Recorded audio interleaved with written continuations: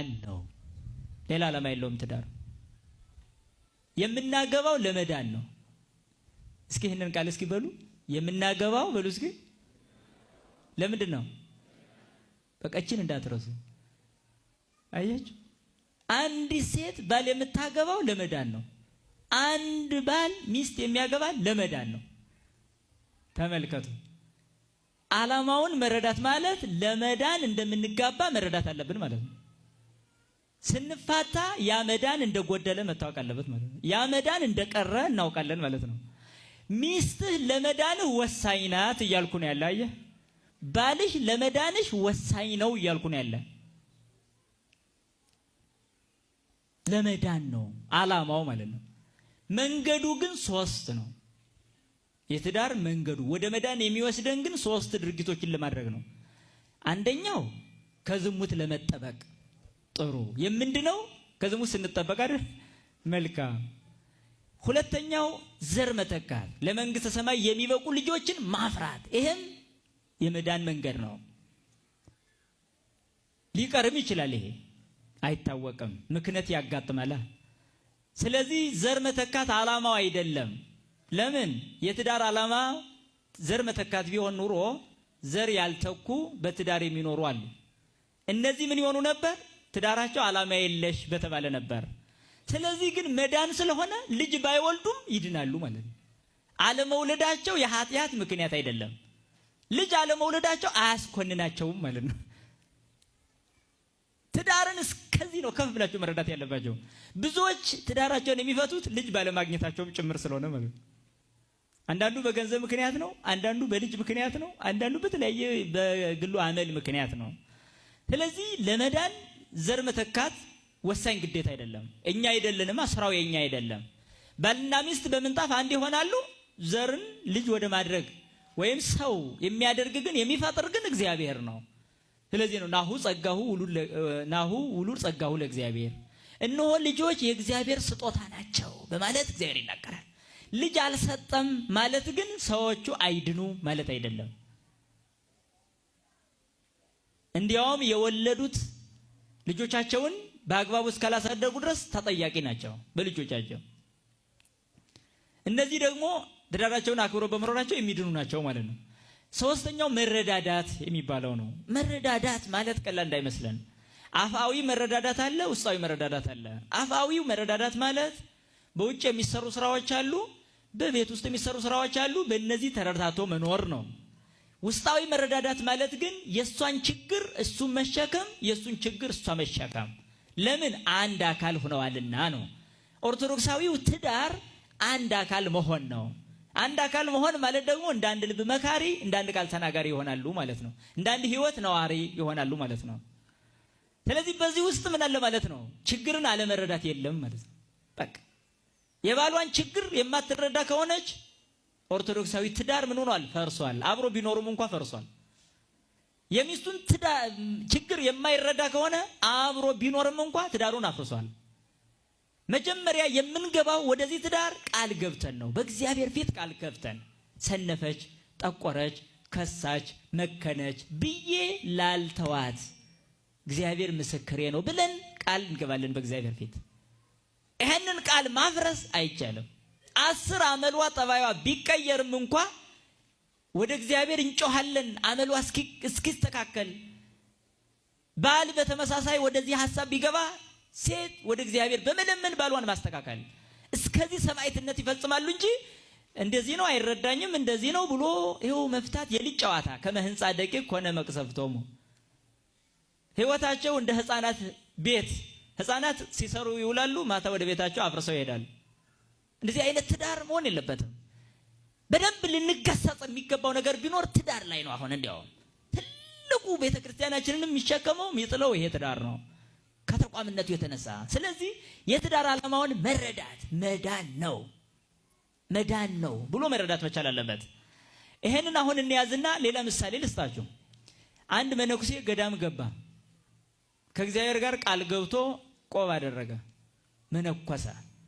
ያን ቆብ ጥሎ ወደ ዓለም ቢመጣ ምን ይሰማቸዋል? እስኪ ይሄን ሰው ብታገኙ ምን ትላላችሁ? እዚህ ዝም ብሎ ዓለም ላይ አይኖርም ነበር? ዝም ብሎ አሁን እንደ ቆብጥሎ ሊመጣ ብሎ የማይፈርድ ከእናንተ ማን ነው? ኧረ እንላለን። በጣም ጥሩ ላሳያችሁ። እሱ ቃል ገብቶ ቃሉን አፍርሶ በመምጣቱ ፈረድንበት።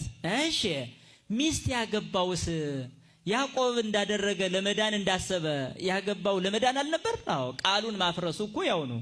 ምን ለየው? ቃል ማፍረስ ነው፣ ቃል ማፍረስ ነው። መንኩሶ ቆብ መጣልና አግብቶ መፍታት አንድ ናቸው። መለየት ይቻላል? አይቻልም። ሁለቱም ቃል ነው ያፈረሱት፣ ሁለቱም ማለት ነው። ስለዚህ ኦርቶዶክሳዊ ትዳር ዓላማን በመረዳት መመራት አለበት ማለት ነው። ዓላማውን የተረዱ ሰዎች ደግሞ ምን ይኖራቸዋል ማለት ነው? ነገሮችን ኃላፊ ይሆናሉ። ነገርን ማለፍ። በትዳር ላይ የሚከሰቱ ፈተናዎች አሉ። አንዳንዶቹ አፍአውያን ናቸው፣ አንዳንዶቹ ደግሞ ውስጣውያን ናቸው። አፍአዊ የምንለው ፈተና ከማህበረሰቡ፣ ከጎረቤት፣ ከልጅ፣ ከዘመድ፣ ከአዝማድ የሚመጣ ፈተና ነው። ይሄንን ማለፍ መሰናክሉን ዓላማውን ስለተረዳው ምን አድርግ አልፋለሁ። ስለዚህ ሶስተኛ ጣልቃ ገብን ነገር አለመቀበል። እነሱ የሚያመጡትን ትዳር እንድንፈታ የሚገፋፉትን ለኛ ያሰቡ የሚመስሉ ሰዎች የሚያመጡትን አንቀበልም ማለት ነው። ለምን? ዓላማውን ስለተረዳው። ስለዚህ ከሶስተኛ ጣልቃ ገብ አካል የሚመጣን ሐሳብ ትዳራችን የሚጠቅም ምክር ከሆነ ልንቀበል እንችል ይሆናል። ከዛ ውጭ ግን እንድንፋታ፣ እንድንለያይ፣ ሚስት ባልዋን እንድታማው፣ እንድትጸየፈው የሚያደርግ ባል ሚስቱን እንዲያማት፣ እንዲጸየፋት የሚያደርግ ሐሳብ አንቀበልም። ይሄን ልብ ማለት ያስፈልጋል። ለሚስቱ ከሱ በላይ የሚቀርብ ሌላ አዛኝ የለም። ለባሏ ከሷ በላይ የሚቀርብ ሌላ አዛኝ የላትም። እናት አባቱም ሊሆኑ ይችላሉ። እናት አባት ራሱ በትዳር ውስጥ ጣልቃ ገብተው ሊያፈርሱ አይችሉም። ለምን? ከአባቷ በላይ ባሏ ለሷ የከበረ የተወደደ አንድ ከሷ አካሏ ጋር የሆነ የሷ አካል ነው። ከእናቱ በላይ ሚስቱ ለእርሱ የከበረ የተወደደች አካሉ ናት። ይሄንም ብዙ ባለትዳር አያውቁ። ከባልሽና ከአባትሽ ተብላ ብትጠየቅ እዚህ መሀልም ካላችሁ ኧረ አባቴን ነው እንጂ ደግሞ ምን ይሄ እውነት ነው? ይሄ እውነት ነው። ውሸት እንደሆነ በግልጽ ልንገራችሁ። ታዲያ ከባልሽ በላይ አባትሽ ከበለጠ ለምንድን ነው ከአባትሽ ጋር የማትኖሪ? ምን መልሳለሽ? አይ እሱማ ማለት ነው የሚመጣው። አይ መልሽ እንጂ እኮ ግልጽ ሊሆን ይገባል ነው። አንድ ወንድ በተመሳሳይ ከእናትህና ከሚስት ማንን ትወዳለህ ቢባል እንዴ ደግሞ እሷ ከእናቴ ጋር ይላል። ውሸት ነው። ተው ዝም ብለህ አይ ነው በቃ። መጽሐፍም አይደግፍልህም፣ ህሊናህም አይመሰክርልህም። ዝም ብለህ ነው የምታወራው። ኧረ እውነቴን ነው ካልክ ከእናትህ ጋር ኑር። እሺ ሞክር። አትችልም። ከእናትህ ጋር ብትኖር ገሃነም ትወርዳለህ። ለምን?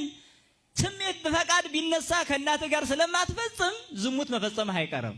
በዚህ ሰዓት ገሃነም ትወርዳለህ። አየህ፣ እናትህ ከኃጢአት አላዳነችም፣ ሚስትህ ግን ከኃጢአት አዳነች። አልበለጠችም። ከእናትህ በላይ ልትወደድ አይገባም፣ ልትከብር አይገባም። ታዲያ ሚስትህ አስበሃል? አንቺም ከአባትሽ በላይ ባልሽ ምን ያህል ከኃጢአት እንደጠበቀሽ አታውቂም?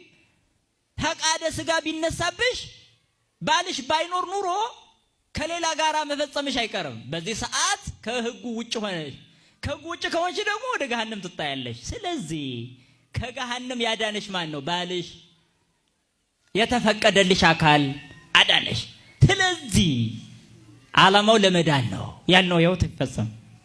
ይሄንን ዓላማ የተረዳ ሰው ምን ያደርጋል? መሰናክሎችን ያልፋል። በቃ ከሚስቴ ውጭ ሌላ ዓለም ነው፣ ከባሌ ውጭ ሌላ ዓለም ነው ሊባባሉ ይገባል። ይሄ እምነት ትልቁን ነው መነግራቸው። አያችሁ፣ ለባሏ ያልታመነች ለመንግስተ ሰማይ ዝግጁ አይደለችም። ለሚስቱ ያልታመነ ለመንግስተ ሰማይ ዝግጁ አይደለም ማለት ነው። አያችሁ፣ ሚስት ያገባኸው ከብልግና ለመዳን አልነበር? ከበለክ ምኑ እንዳንክ ባል ያገባሽው ከዚህ ኃጢአት ሌላ ወንድ ከመመኘት አካላዊ ቅርርብ ባይፈጸም እንኳን ህሊናዊ ስሜት በሌላ ወንድ የመርካት ስሜት ከታየብሽ ኃጢአት ነው። እስከዚህ ድረስ ነው።